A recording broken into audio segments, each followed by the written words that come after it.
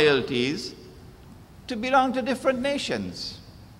So don't come and tell me all of we is one and that's the end of the story. We're not one.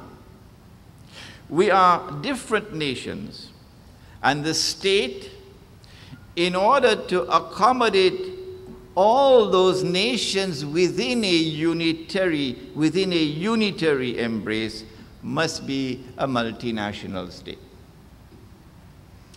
Number two, that political framework which would unite all the nations within a unitary state must conform to the moral value of justice. Maulana Siddiq Nasir has already established it, that this is the trunk, and politics simply emerges from the trunk of morality. So justice must be supreme over the political system and over the political framework. And hence, there must be the political equality of all the nations. You cannot have justice when one nation rules over the other nations.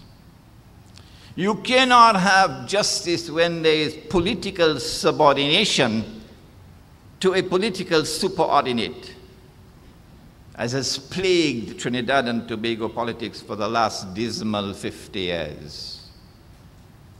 All the nations within the state must relate to each other on the basis of constitutionally guaranteed political equality. And this is precisely the model of a state that the Blessed Prophet established in Medina. Number three, there must be a constitutional agreement worked out through negotiations which would protect the basic rights and basic interests of all the constituent nations within that unitary state. I said worked out through negotiations, not through the barrel of a gun. The Blessed Prophet negotiated, skillfully negotiated with all the different tribes to hammer out that constitutional agreement. And he very wisely did not attempt to reach agreement through some Marlboro. No, not through some constitutional conference which brought all the different tribes and nations together under one roof. Not that path. No. What he did was, his method was to engage the major actors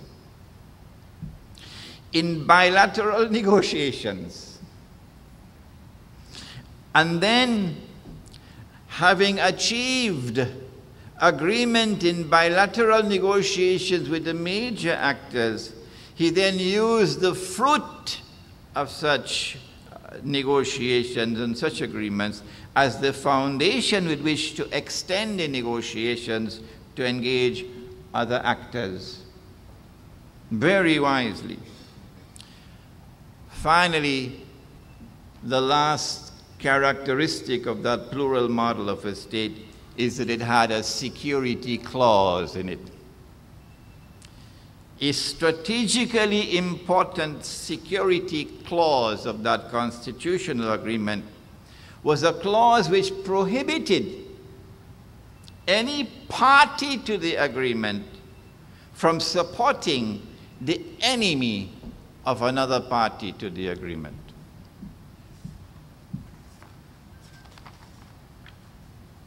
Has this model ever been applied since Medina? I come now to a very interesting part of this presentation. Yes, the British were ruling over India, and I began explaining this to Mr. Dukaran, but I didn't get a chance to explain it in totality. When the British ruled over India, there were two major actors, the Hindus and the Muslims in India.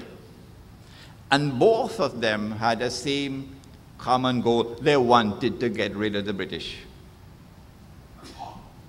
But the Muslims wanted to replace British rule with a model of a state in which Muslims could submit to the supreme authority of Allah. That is, Islam would rule over Muslims. Mohandas Karamchand Gandhi still remains, in my opinion, the greatest political thinker of modern Hinduism, far superior to Jawaharlal Nehru. Unlike Nehru, and unlike so many of his secular colleagues in the Indian National Congress, Mahatma Gandhi wanted to replace British rule with a model of a state in which Hindus could submit to the supreme authority of truth in Hinduism. And so he recognized a similarity of goals that both Hindus and Muslims had adopted. And he wisely negotiated a Hindu-Muslim alliance so that they could jointly struggle to achieve their goal. That Hindu-Muslim alliance came into being in 1920, but by 1924, a cunning, diabolically cunning British government, I mean, they got a PhD in deception, had scuttled the Hindu-Muslim alliance.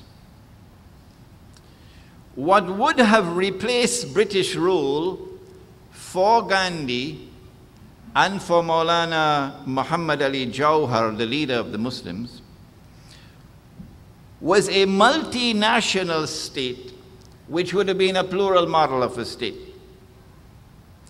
And it was a plural model of a state because there was a plural society. Trinidad and Tobago is a plural society, and Trinidad and Tobago therefore needs that same plural model of a state. And it was precisely the model that the Prophet had established in Medina. It was for this reason that Gandhi opposed the division of India and the creation of a secular India and a secular Pakistan.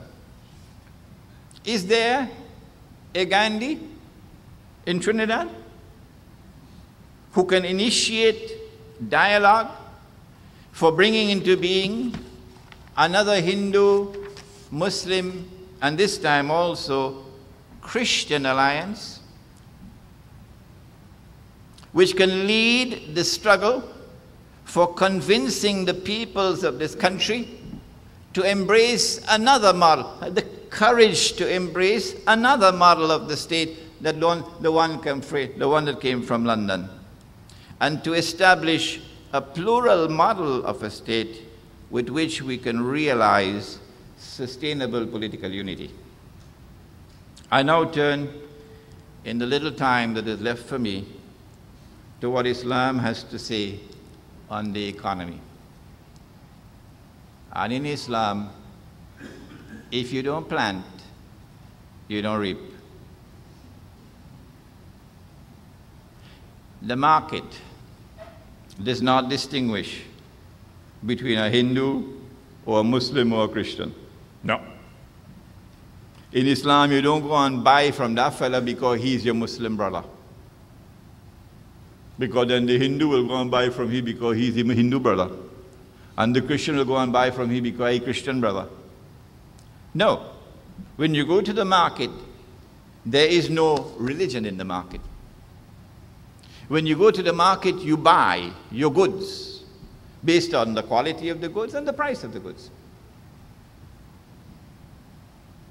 And so, if you plant, you reap. If you don't plant, you don't reap.